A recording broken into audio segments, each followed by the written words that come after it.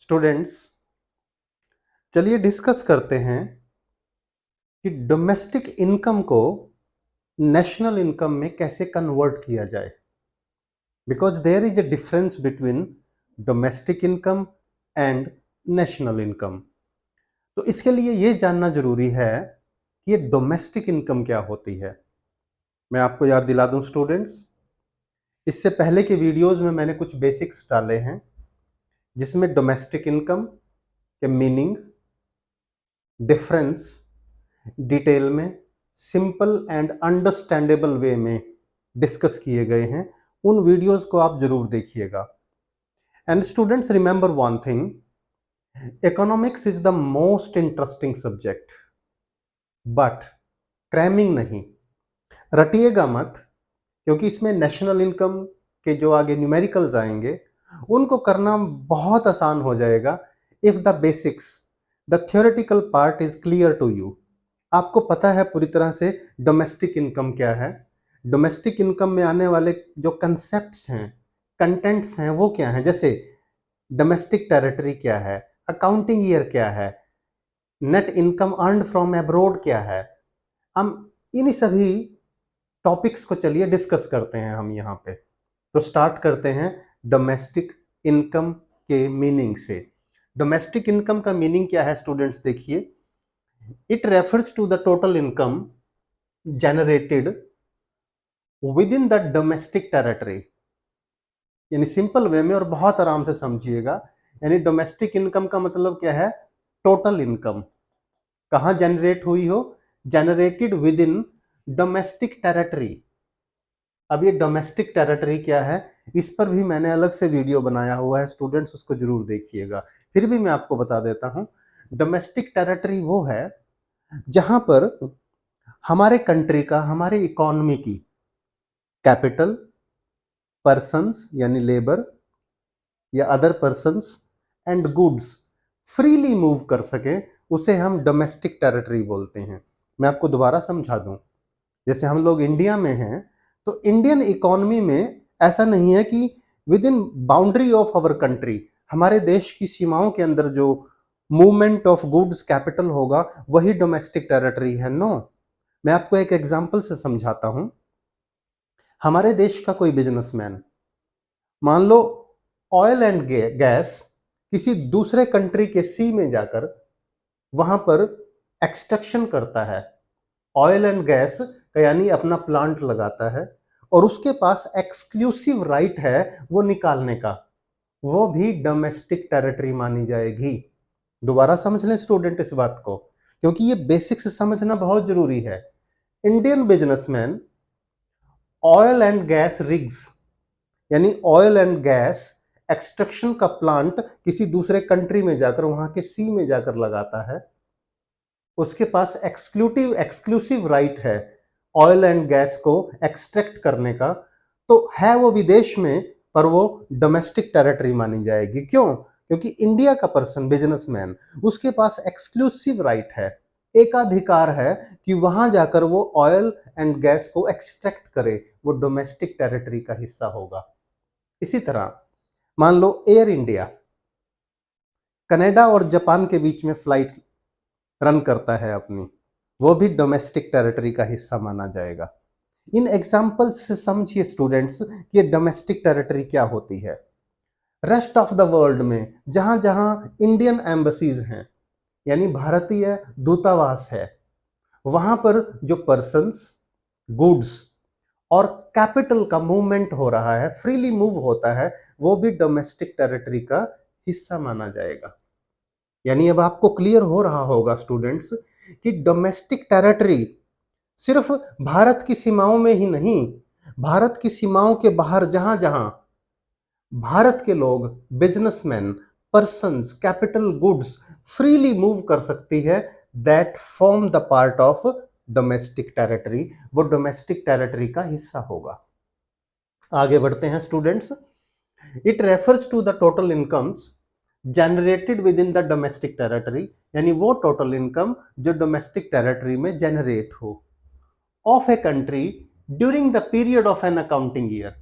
देखिए, accounting year आप सभी को पता होगा स्टूडेंट्स, अकाउंटिंग ईयर वो 12 मंथ का पीरियड है जो 1 अप्रैल को शुरू होता है और नेक्स्ट ईयर 31 मार्च को एंड होता है।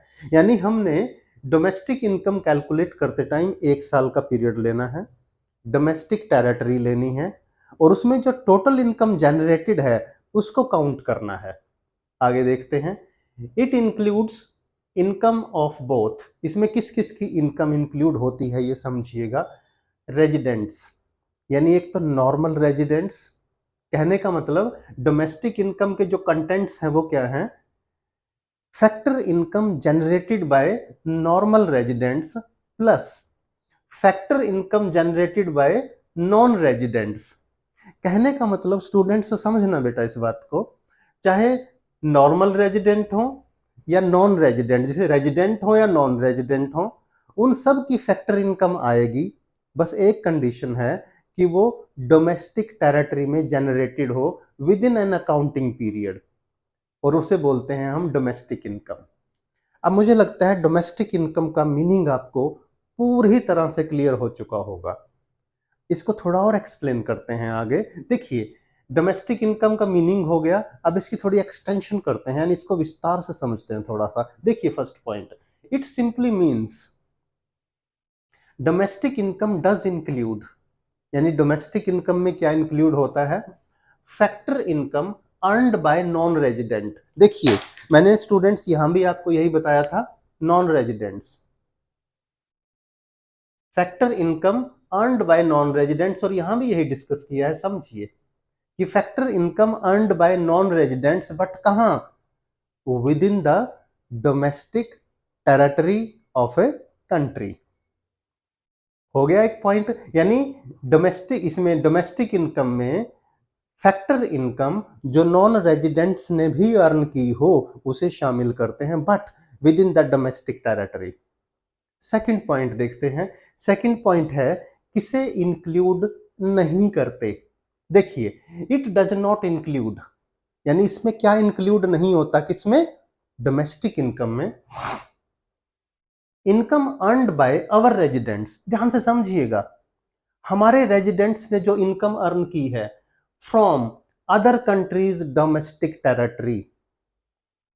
मीनिंग समझें बेटा इस बात का, डोमेस्टिक टेरिटरी जो दूसरे कंट्री की है वो हमारे कंट्री की नहीं हो सकती, और जो हमारी डोमेस्टिक टेरिटरी है वो दूसरे कंट्री की नहीं हो सकती। यानी डोमेस्टिक इनकम में हम क्या इंक्लूड नहीं करते, income earned by our residents. हमारे रेजिडेंट्स ने इनकम अर्न की है, जनरेट की है, लेकिन कहां पे, in the domestic territory of other countries, foreign countries, उसे इंक्लूड नहीं करेंगे। तो यहां तक हमने डोमेस्टिक इनकम को पूरी तरह से अच्छे से क्लियर किया है। देखिए आगे बढ़ते हैं students. Domestic income becomes national income provided, यानी ये डोमेस्टिक इनकम कब नेशनल इनकम बन जाएगी, चलिए इसको समझते हैं थोड़ा सा। Number 1 point, we exclude from domestic income that part of factor income. देखिए समझिए बच्चों, एक्सक्लूड किसे करना है, माइनस कर देना है, किसको, डोमेस्टिक इनकम में से किसे, factor income generated by non residents within our domestic territory. अब चीजें आपस में रिलेट करनी है, समझना। डोमेस्टिक इनकम में क्या है, नॉन रेजिडेंट्स ने जो इनकम अर्न की है वो इंक्लूड है, ये कह रहे हैं उसे माइनस कर दो।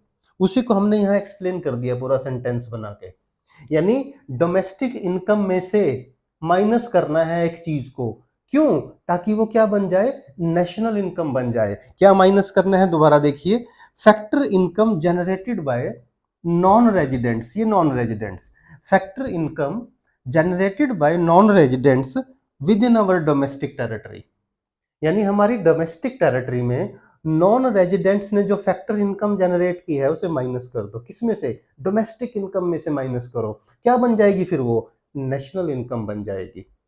समझ गए।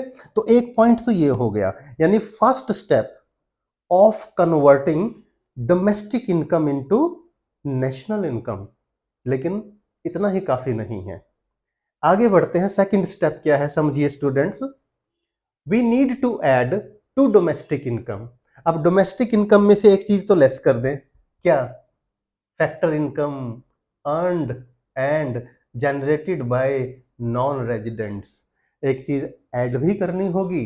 ऐड क्या करेंगे? देखिए, we need to add to domestic income what?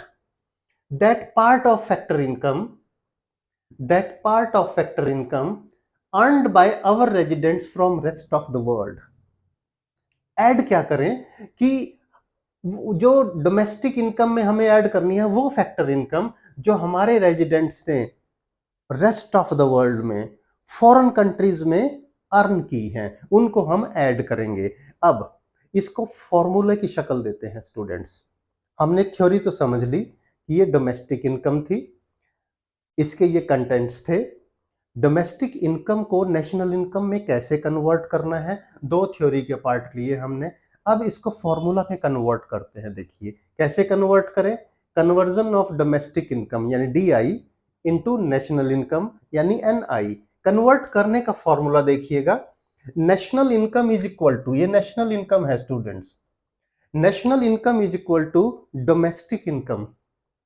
Domestic income में क्या प्लस करना है, ध्यान से समझिएगा, net income from abroad. Net income यानी एब्रॉड, विदेशों से जो हमें नेट इनकम मिली है। अभी एक वर्ड और आ गया, नेट इनकम। ये नेट इनकम क्या है? चलिए नेट इनकम का फॉर्मूला देख लेते हैं। यहां देखिए, net factor income from abroad क्या है? देखिए स्टूडेंट्स ध्यान से देखना, बहुत सिंपल है।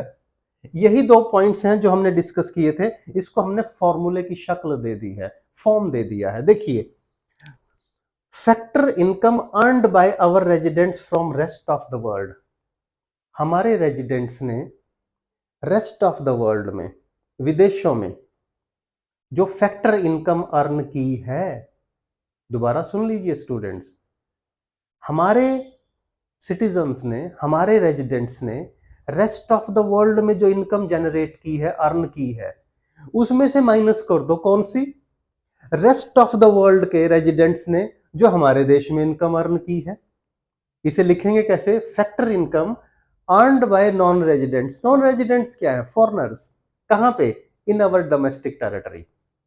फॉर्मूला दोबारा देख लीजिए स्टूडेंट्स, क्लैरिटी और अंडरस्टैंडिंग पूरी हो, जल्दबाजी ना करें, बेसिक्स को साउंड करना है, बेहतरीन करना है। देखिए क्या है, factor income earned by our residents from rest of the world. हमारे लोगों ने रेस्ट ऑफ द वर्ल्ड में जो इनकम अर्न की है उसमें से माइनस कर दो बाहर के लोगों ने, यानी नॉन रेजिडेंट्स ने जो हमारी डोमेस्टिक टेरिटरी में फैक्टर इनकम जनरेट की है। और इससे क्या आती है हमारी? Net factor income earned from abroad.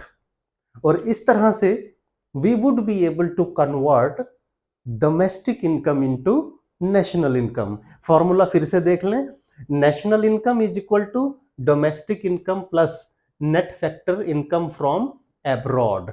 अब ये एक तरह से इक्वेशन हो गई स्टूडेंट्स। देखिए नेशनल इनकम का फॉर्मूला, और अगर आपको डोमेस्टिक इनकम कैलकुलेट करनी हो इससे, ये भी मैं लिख देता हूं। देखिए domestic income is equal to, देखिए क्या है, national income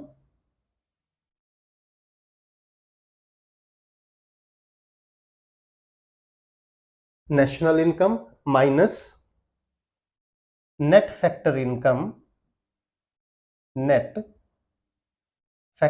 income from abroad.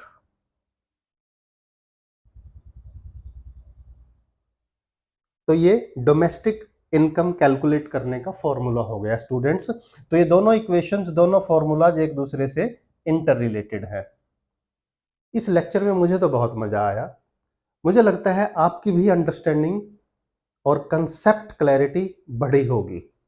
Lecture अच्छा लगे तो लाइक करें, फ्रेंड्स के साथ शेयर करें, और चैनल अभी तक सब्सक्राइब नहीं किया, चैनल को सब्सक्राइब करें and stay connected with commerce with difference classes.